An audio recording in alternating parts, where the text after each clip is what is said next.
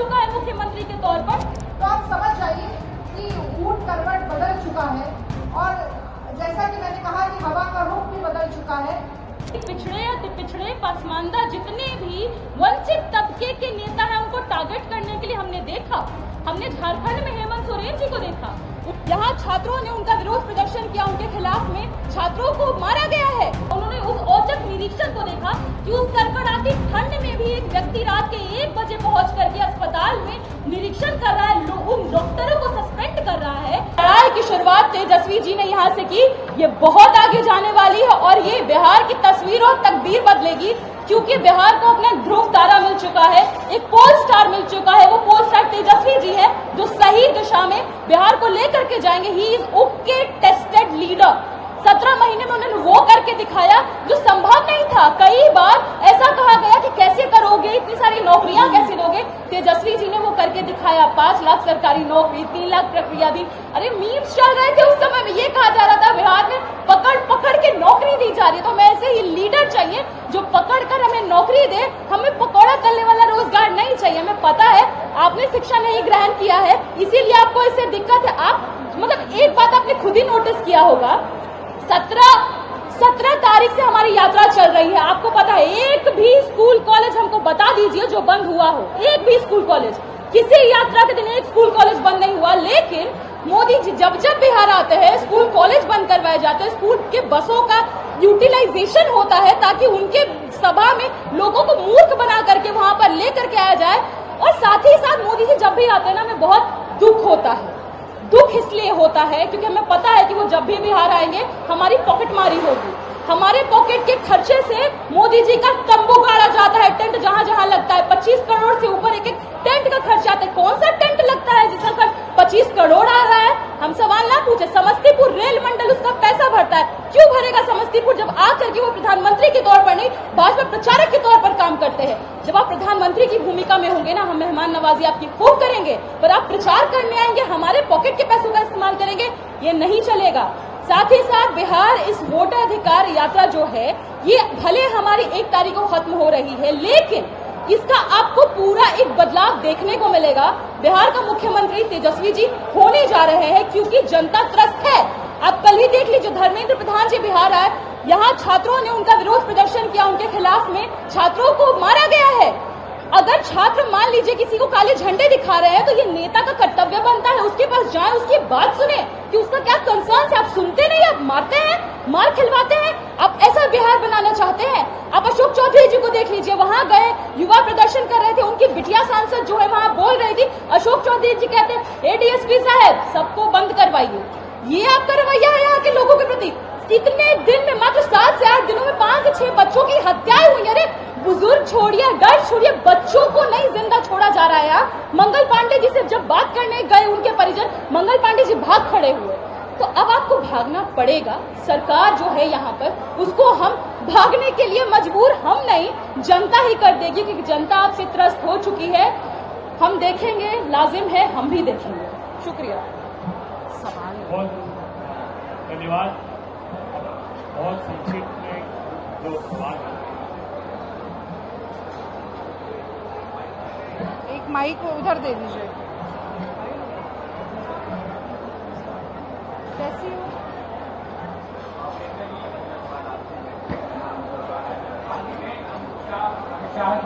Bill लेकर आए जिसमें 30 दिनों बाद गिरफ्तार चली जाए, लेकिन सुप्रीम कोर्ट के 2013 में आदेश आया था कि 2 साल बाद गिरफ्तार चली जाएगी और कांग्रेस के विरोध ऑर्डिनेंस ला रही थी। तो उस वक्त राहुल गांधी जी जिन्होंने इस बिल का विरोध किया था और वही बिल था जिससे आपके नेता लालू प्रसाद यादव की सदस्यता चली गई।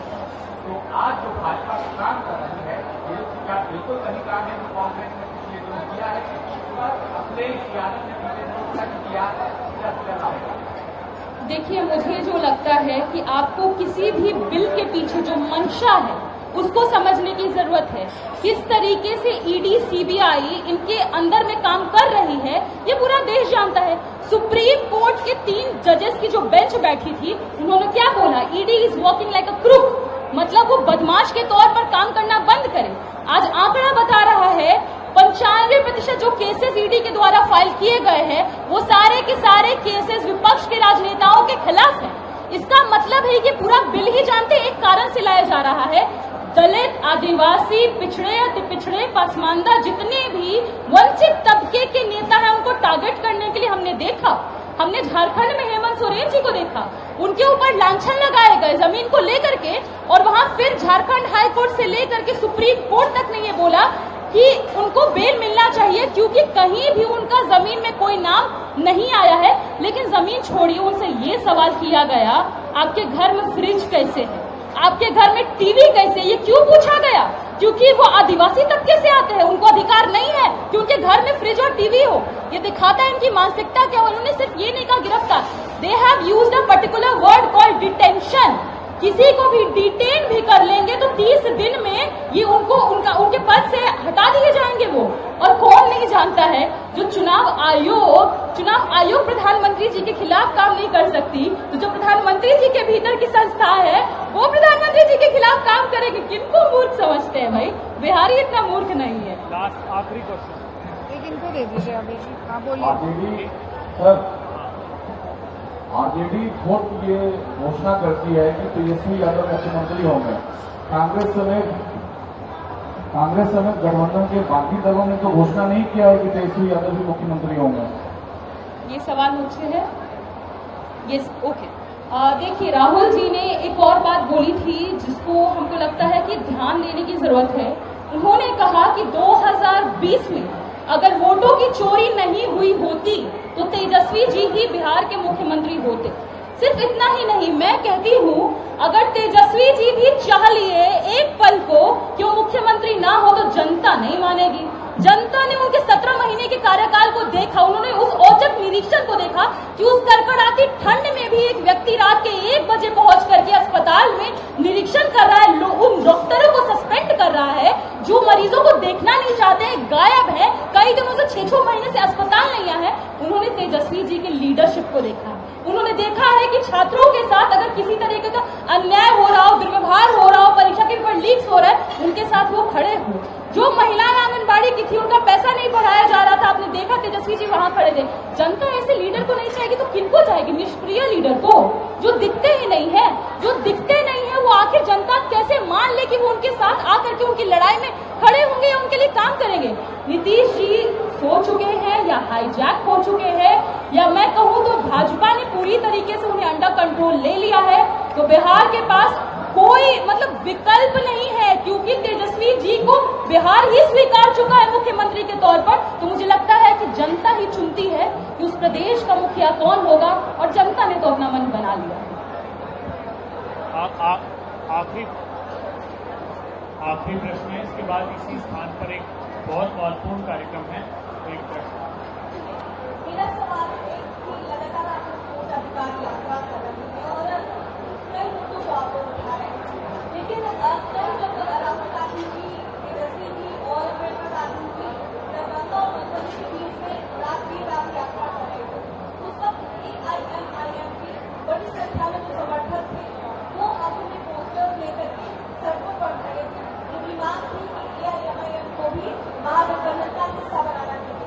अब सवाल है कि महागठबंधन के भी जो 12 वोटर्स हैं, हमारे समीकरण RJD के साथ चलता है, और AIMIM की बात की जाए तो AIMIM के भी वोटर्स खासतौर पर मुस्लिम ही हैं, तो AIMIM महागठबंधन में शामिल करने को लेकर क्या लगता है? देखिए, पहले तो सबसे पहली बात यह है कि AIMIM के जो समर्थक हैं या उनके कार्यकर्ता हैं, उन्हें अपने नेता से बात करनी चाहिए। सड़क पे खड़े होकर पोस्टर लेने की बजाय वो जाएं। अब हो सकता है शायद उनके नेता उनकी बात सुनते ही ना हो और वो केवल मोदी जी की तरह अपने मन की बात थोपने में लगे हों। तो अभी तक तो AIMIM का ट्रैक रिकॉर्ड जो वो रहा है वो भारतीय जनता पार्टी की बी टीम की तरह रहा है।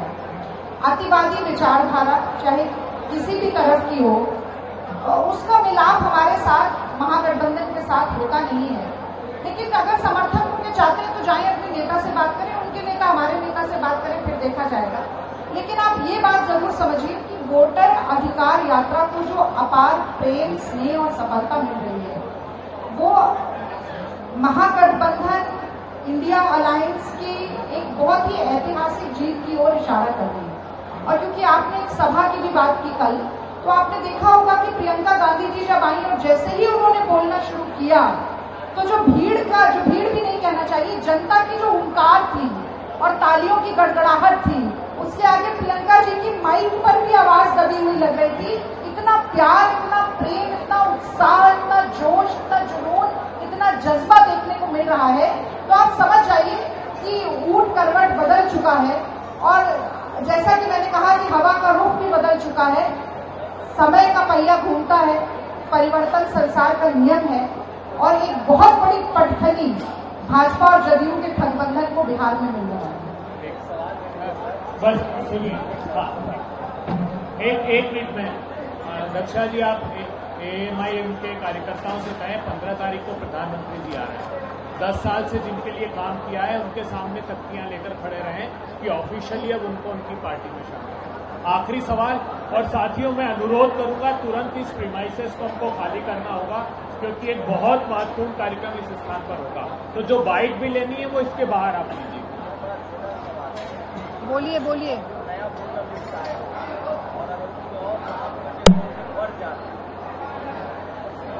सुनाई नहीं दे रहा। हाँ बोलिए बोलिए शंभू जी। हाँ बिल्कुल सुनाई दे रहा है। तो सवाल है आपके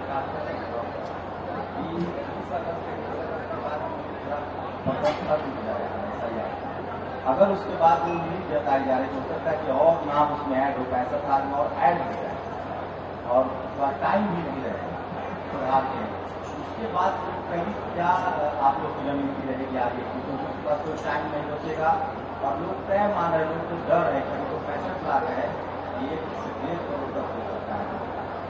देखिए, जो निरंकुश मोदी सरकार है उसकी नाक में नकेल डालने का काम राहुल गांधी जी ने बखूबी किया है। और आप ये पूर्वानुमान मत लगाइए, चुनाव आयोग बहुत प्रेशर में है इस वक्त। सुप्रीम कोर्ट से जिस तरीके की फटकार और लताड़ पड़ी है, उसके बाद ऐसा नहीं है कि चुनाव आयोग अपनी मनमर्जी चला पाएगा। और जो आपने बात कही कि SIR असल में स्पेशल इंटेंसिव डिलीशन था, अभी तक तो नाम कटने की ही बात आई। एक आंकड़ा प्रियंका ने भी सामने रखा था, जिससे पता चलता है कि जो वयस्क पॉपुलेशन है और टोटल नंबर ऑफ वोटर्स है, उनके बीच में डेफिसिट है। जितने नाम होने चाहिए वो नहीं आए हैं। पर जो आपने बात कही वो अच्छा सवाल है, क्योंकि प्रिंसिपल ऑफ नेचुरल जस्टिस, कानून का एक मूलभूत जो नियम है वो ऑडी ऑल्टेरम पार्टम है, nobody should be condemned unheard. बिना सुनवाई के किसी को सजा नहीं दी जा सकती। 2003 के SIR पर आपत्ति इसीलिए नहीं उठी थी कि 2 साल का समय था चुनाव में। इस वक्त अगर आप किसी का नाम काटते हैं, उसकी सुनवाई नहीं हो सकती, उसको समय अगर नहीं मिल सकता अपने दस्तावेज पूरे करने का और सामने रखने का, बाढ़ग्रस्त है बिहार, इतनी अफरा तफरी में अगर ये होगा तो इस पर हम सड़क से लेकर, संसद से लेकर उच्चतम न्यायालय तक रोक लगवाकर ही आपको दिखाएंगे। आप पूर्वानुमान मत लगाइए।